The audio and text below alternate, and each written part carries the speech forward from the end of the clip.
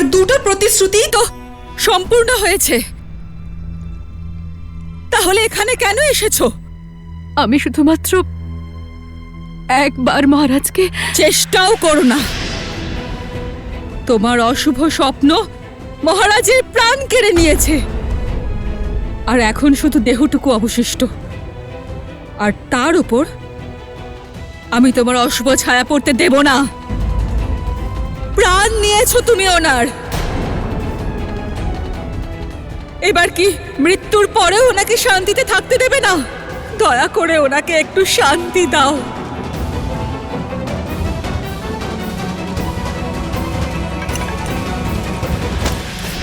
এই নাও, এটাই চেয়েছিলে তো, এটার জন্যই এসেছিলে তো। যাও, নিয়ে যাও এটা, আর পরিয়ে দাও ভরতের মাথায়। অবশ্যই এর সঙ্গেও পিতার আশীর্বাদ পাবে না। আর অভিনন্দন, অভিনন্দন তোমাকে রাজমাতা কইকেয়ী। আজ তোমার সব মনস্কামনা পূরণ হয়েছে। অভিনন্দন।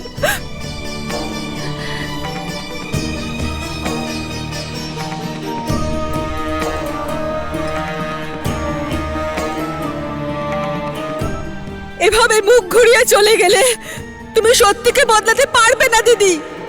আর সত্যি এটাই যে তুমি আমাদের থেকে আমাদের সৌভাগ্য, আর অযোধ্যার থেকে তার ভাগ্য আমাদের রাম কেড়ে নিয়েছো।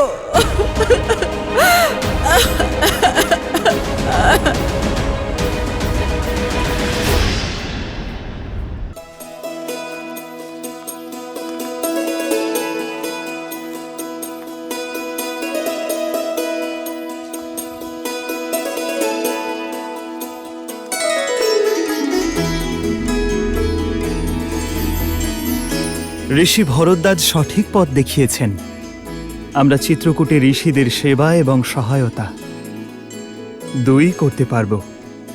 বনবাস সার্থক হওয়ার এর চেয়ে ভালো উপায় আর কি হতে পারে আর্য? আর এই স্থানও কত সুন্দর। দাদা, বৌঠান, যদি তোমরা অনুমতি দাও তাহলে আমি এখানেই তোমাদের কুটির বানিয়ে দিই। অবশ্যই লক্ষণ, কিন্তু সাবধান থেকো। এই বন আমাদের আশ্রয় দিচ্ছে কুটির নির্মাণের জন্য। আমাদের দ্বারা যেন কারোর ক্ষতি না হয় লক্ষণ। কোনো জীব বা জন্তু কিংবা পাখিদের যেন কোনো ক্ষতি না হয়। আমরা প্রকৃতির অংশ হয়েই থাকব। যথা আজ্ঞা দাদা।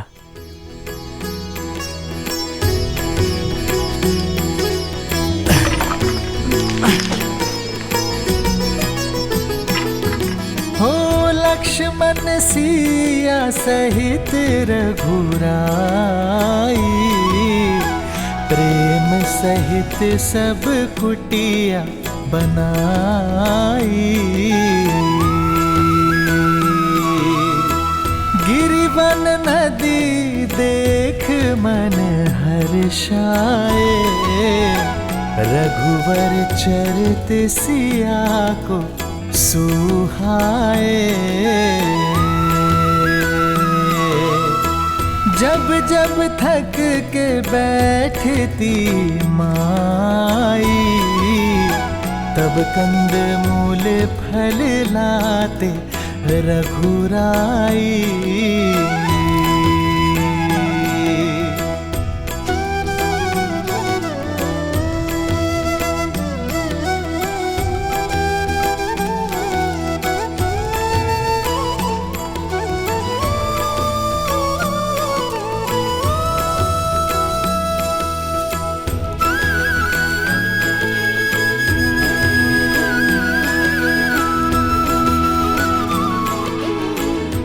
আপনার কিছু অংশ, এক মুঠো মাটি আমি আমার সঙ্গে নিয়ে যাচ্ছি মা।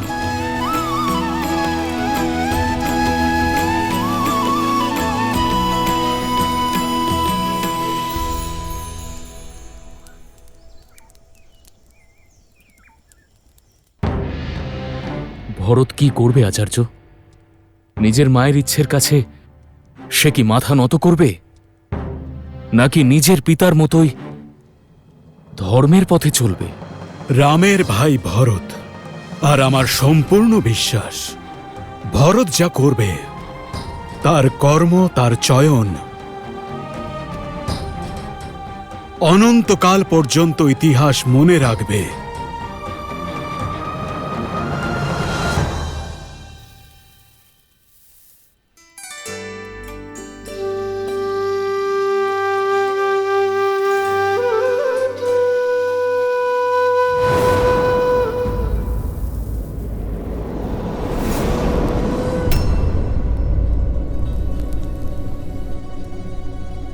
কি হলো দাদা, তোমাকে চিন্তিত দেখাচ্ছে?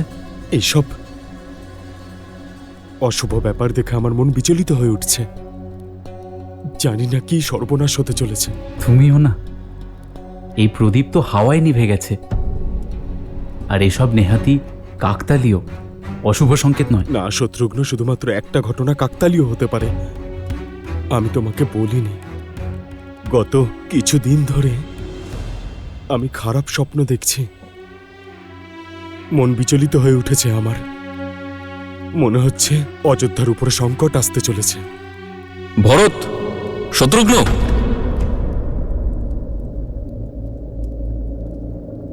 অযোধ্যা থেকে কোনো দূত এসেছেন।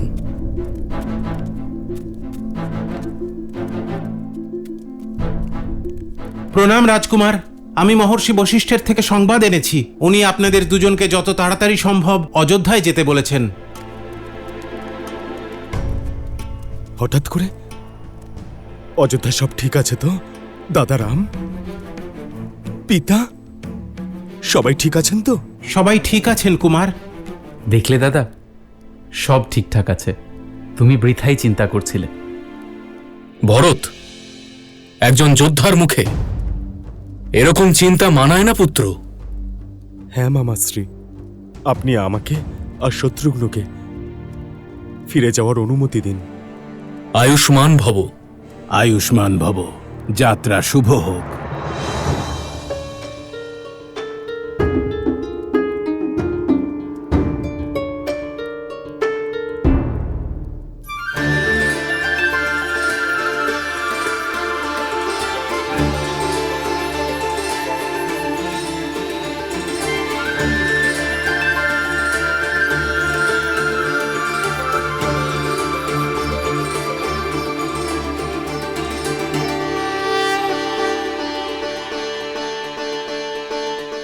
অদ্ভুত লক্ষণ। খুব সুন্দর কুটির বানিয়েছ তুমি। আমি জানতাম না তুমি এত নিপুণ। ধন্যবাদ দাদা।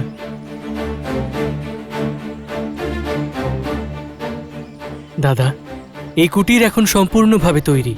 যদি তুমি আজ্ঞা দাও তাহলে আমরা গৃহপ্রবেশ করি। আসলে গৃহ তো অযোধ্যায়, সর্বদা তাই থাকবে।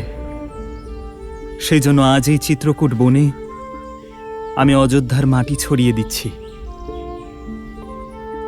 সূর্যদেব এবং মহারাজ হরিশ্চন্দ্র, রঘু, দিলীপ এবং ভগীরথের মতো মহান পূর্বপুরুষদের সাক্ষী রেখে আমার পিতা মহারাজ দশরথ আর 3 জন মাকে সাক্ষী রেখে আমরা এই কুটিরে প্রবেশ করব।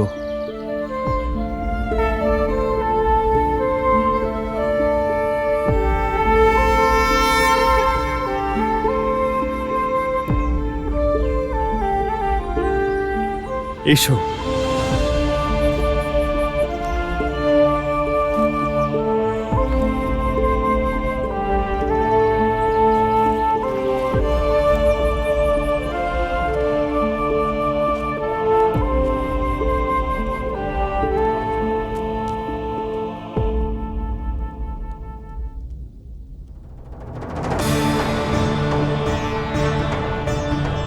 আমার অযোধ্যার পবিত্র মাটি, অযোধ্যার মান, সম্মান এবং শিক্ষার প্রতীক আপনি। সর্বদা ধর্মের পথে চলতে আমাকে সঠিক পথ দেখাবেন। অযোধ্যার কথা মনে পড়ছে দাদা? না লক্ষণ, জানি না কেন মন ভারাক্রান্ত হচ্ছে। এমন মনে হচ্ছে যেন আমার পরিবার বা অযোধ্যার ওপর কোনো বড় সংকট এসেছে। হে মা, রক্ষা করবেন।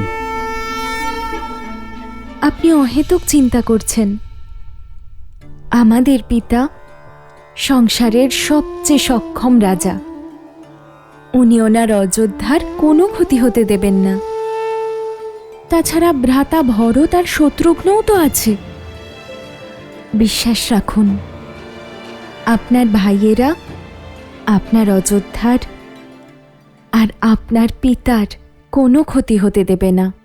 ভরতের ওপর আমার নিজের থেকেও বেশি বিশ্বাস। ওর চেয়ে শ্রেষ্ঠ না কোনো পুত্র হতে পারে, আর না শাসক।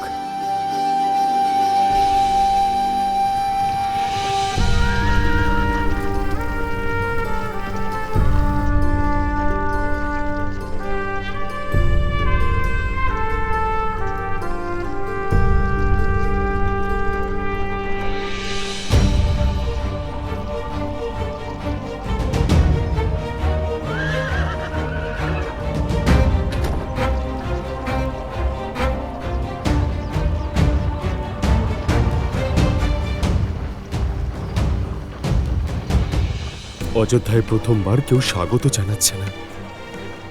যে চোখগুলোতে সর্বদা প্রেম আর সম্মান দেখেছি, সেই চোখে আজকে ঘৃণা দেখছি। অবশ্যই কিছু একটা অনিষ্ট হয়েছে। সারথি রথের গতি বাড়াও। শীঘ্রই দাদা এবং পিতার সঙ্গে দেখা করতে হবে।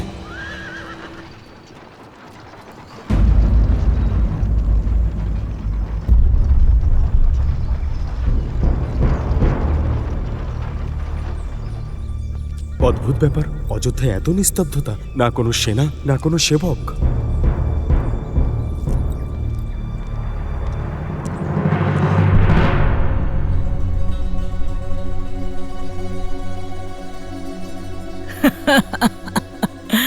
অপেক্ষা এবার শেষ হয়েছে। আমাদের ভরত এসে গেছে কইকেই। ভরত, হ্যাঁ, আমার ভরত। দাঁড়াও দাঁড়াও কইকেই। চোখে জল নিয়ে যাবে ভরতের কাছে।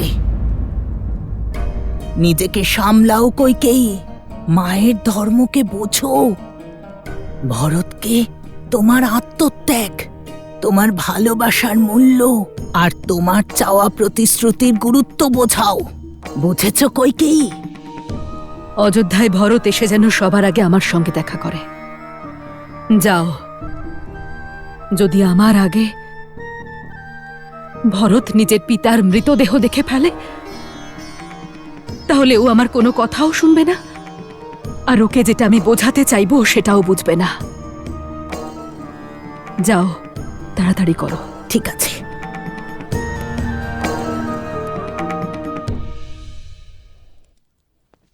দাদা রাম, দাদা কোথায় তুমি? ভরত, দাদা! ভরত, ভরত, চলো চলো। তোমার মা কইকেই কখন থেকে তোমার জন্য অপেক্ষা করছে। চলো তুমি। একবার আমি দাদার সঙ্গে দেখা করে নি, তারপর মায়ের সঙ্গেও দেখা করব। দেখা করবে রামের সঙ্গে। জানো তো ভরত, পুত্রের ওপর প্রথম অধিকার মায়েরই হয়। হ্যাঁ, কইকেই কখন থেকে অপেক্ষা করছে তোমাকে দেখার জন্য। আগে আগে ওর সঙ্গে দেখা করো। হ্যাঁ, দাও দাও, যাও যাও ভরত। আচ্ছা,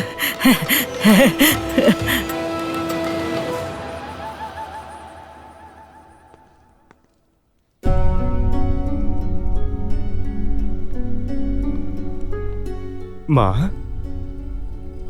কেমন আছো তুমি? তোমার কথা ভীষণ মনে পড়তো আমার। আর তুমি জানো মা,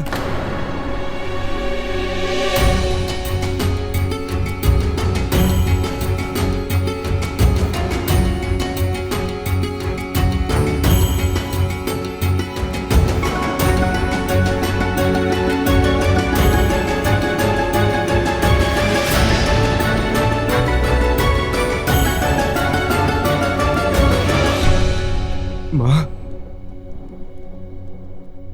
তো তোমার তোমার চূড়ামণি, তোমার এমন পোশাক, এসব কি মা? মা দয়া করে বলো, যে ভয়ে আমার মন ব্যাকুল হচ্ছে তা সত্য নয়। এই সৃষ্টিতে যার জন্ম হয় তাকে একদিন না একদিন চলে যেতেই হয় পুত্র। এই নশ্বর দেহ যে সবাইকে ত্যাগ করতে হবে, যে যতই চেষ্টা করুক এ শরীর ধরে রাখার, কিন্তু অমর যে কেউ নয়।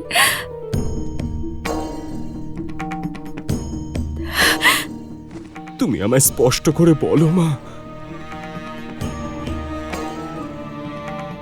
তোমার পিতা মহারাজ দশরথ ইহলোক ত্যাগ করে পরলোকের পথে পাড়ি দিয়েছেন ভরত।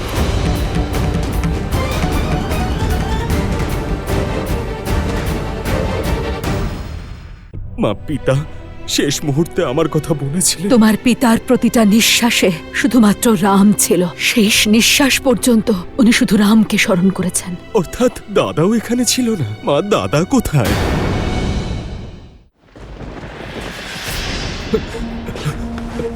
ভরত! না, না,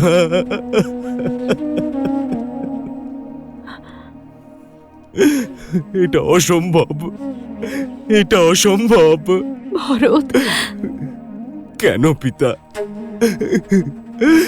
কেন আমার দায়িত্ব দাদাকে দিলেন না আপনি? কেন আপনি আপনার এই কর্তব্য পালন করলেন না, আর আমাকে অনাথ করে চলে গেলেন?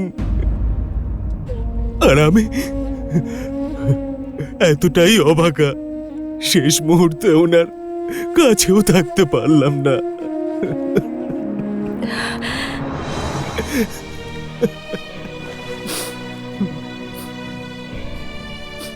রঘুকুলের রাজপুত্র তুমি, একজন যোদ্ধা, একজন বীর পুরুষের এভাবে চোখের জল ফেলা শোভা পায় না।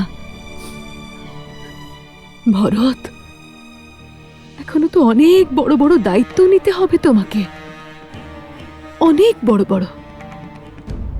মা, মা, পিতা কি শেষ মুহূর্তে আমার কথা বলেছিলেন? শেষ নিঃশ্বাস ত্যাগ করার আগে উনি কি আমার নাম ধরে ডেকেছিলেন? মা, বলো না মা, বলো না তুমি। অবশ্যই আমার কথা বলেছিলেন। আমায় খুব স্নেহ করতেন উনি। তোমার পিতা স্নেহ করতেন শুধুমাত্র রামকে। নিজের শেষ নিঃশ্বাস পর্যন্ত শুধু রামকে স্মরণ করে গেছেন। রামের নাম স্মরণ করতে করতে নিজের প্রাণ ত্যাগ করেছেন উনি। কি? দাদার কথা স্মরণ করতে করতে উনি প্রাণ ত্যাগ করেছেন? অর্থাৎ দাদাও এখানে ছিলেন না? মা, মা, দাদা কোথায়? আমি জানতে চাই মা, দাদা কোথায়?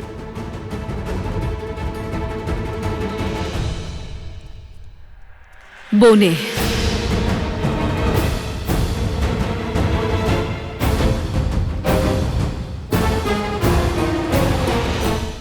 আমার প্রথম কর্তব্য সেই ষড়যন্ত্রকারীকে খোঁজা, যে আমার পিতাকে এরকম প্রতিজ্ঞা করতে বাধ্য করেছিল, যে আমার দাদাকে বনবাসে পাঠানোর কথা নিজের মুখ থেকে বের করেছিল। তার শরীর থেকে প্রাণ ছিনিয়ে নেওয়াই আমার প্রধান উদ্দেশ্য।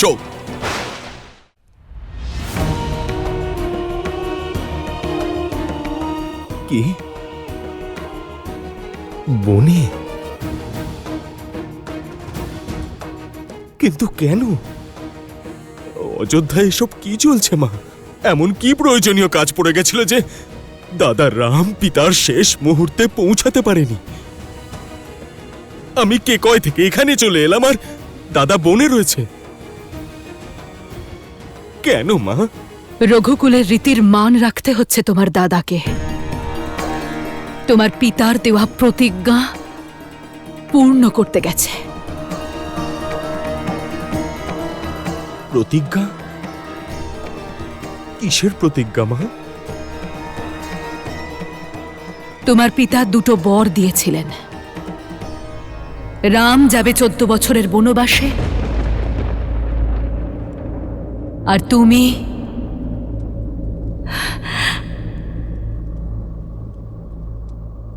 হবে অযোধ্যার রাজা।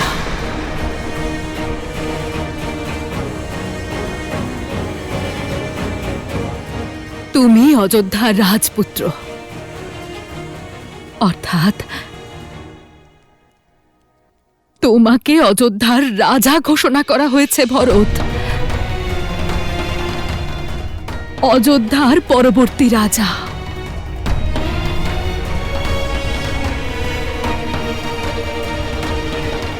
এই সময় চোখের জল ফেলার নয় ভরত, একজন বীর রাজার মতো নিজের দায়িত্ব পালন করার সময়, নিজের প্রজাদের মন জয় করার সময়। একজন বীর যোদ্ধা হয়ে ওঠো আর নিজের সমস্ত দায়িত্ব পালন করো। ঠিকই বলেছ মা তুমি। এবার সময় হয়ে গেছে নিজের দায়িত্ব পালন করার, প্রজাদের নিয়ে রাজকার্য সামলানোর। এই অযোধ্যায় যে কালিমা ছড়িয়েছে তা মুছে ফেলার, এই রাজমহলে যে ষড়যন্ত্র রচনা করা হয়েছে তা ধ্বংস করার। মা, আমার প্রথম কর্তব্য হচ্ছে সেই ষড়যন্ত্রকারীকে খোঁজা, যে আমার পিতাকে এই প্রতিজ্ঞা করতে বাধ্য করেছে, যে আমার দাদাকে বনবাসে পাঠানোর মতো কথা নিজের মুখ থেকে বের করেছে। তার শরীর থেকে প্রাণ ছিনিয়ে নেওয়াই আমার প্রথম উদ্দেশ্য।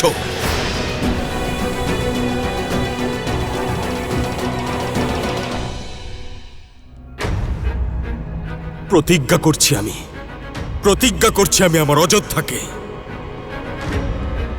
আর আমার দাদাকে, একবার ওই ষড়যন্ত্রকারীকে আমি পেয়ে যাই, ওকে জীবিত ছাড়বে না এই ভরত।